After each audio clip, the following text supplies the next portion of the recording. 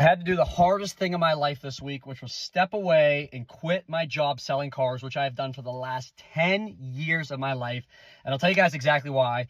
I have worked at Beyond Lincoln since I was 16 years old, actually 15 years old. I started there washing cars. I got an opportunity from the general manager to wash cars, and they supported me through my entire career, from washing cars to all the way to the internet department, to becoming a car salesman, to becoming the top car salesman, to allowing me to develop a personal brand. They supported me the entire way.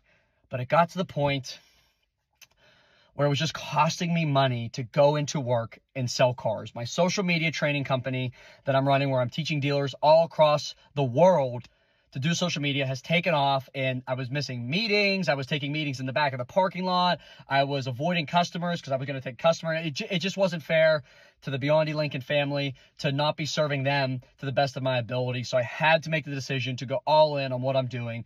So from here forward, I'm not a car salesman anymore. Now, I'm going to be making car sales content. I'm going to be going to other dealerships, making videos, training them. The content's not going to end. It's just a new chapter in my life that I'm really excited.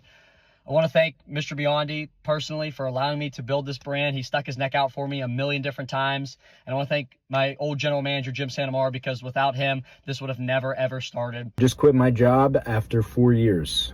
I worked at a Ford dealership. I worked in sales, and today was officially my last day. I didn't get fired. There was no bad blood. I said goodbye to everybody who I worked with. I shook the owner's hand, and I left on good terms.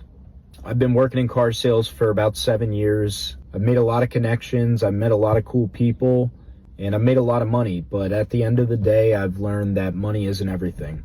I used to love coming to work. I used to love what I do, and I got to a point where I just didn't anymore, and I didn't enjoy it. If you've worked in the car business, you know how demanding it is. You have to work every weekend. You have to work every holiday. You're there almost 60 hours a week.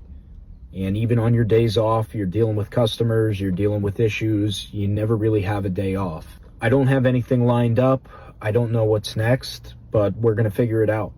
If you're watching this and you're not happy at work, this is your sign to quit and find something that makes you happy. I'm excited for the next chapter in my life, and I'm going to take you guys along for the journey. I just quit my job at Mercedes-Benz, and I promise I'm not about to sell you a course. I'm not about to do no coaching, nothing like that. But I'm going to tell you why.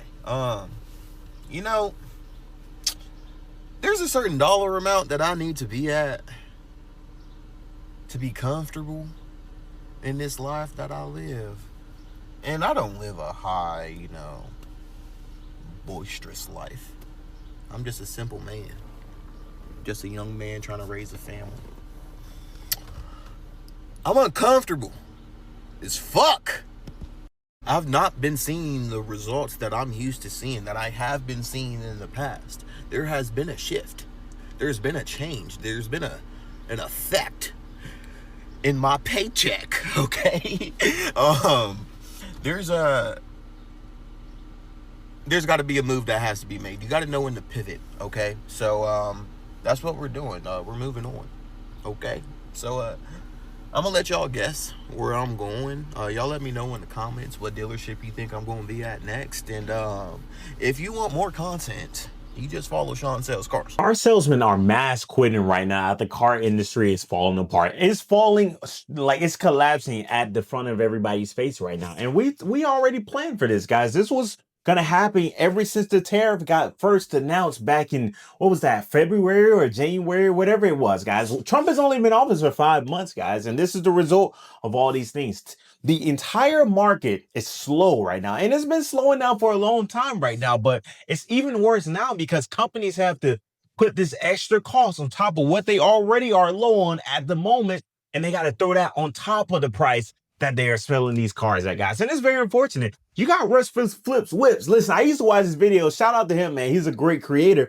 But listen, he's going out. He's flipping from the entire car salesman. Now, he's going to, make it like, oh, I'm making more money over here. And he probably is making more money over there. But at the same time, this is an impact. I get it. Listen, car salesman, it's a hard role, guys. It's a hard role to sell cars. And you know what? They take a lot of shortcuts and they try to get over on you. It's a hard role to really make money and really be successful. You have to take advantage of people to really be successful in that industry. And at this moment, when the cost of living is so high, when people don't make as much money, and when the dollar doesn't stretch as much as it used to, when all these things, when all these factors are going into the deal and people aren't able to put an extra $1,000 down or $2,000 out or $5,000 down, when people can't do that, and they never really could, but it's worse than it has ever been in a long time right now. So that's what's causing people to leave this industry. But hey, I got more videos in here. They'll explain a lot more for you.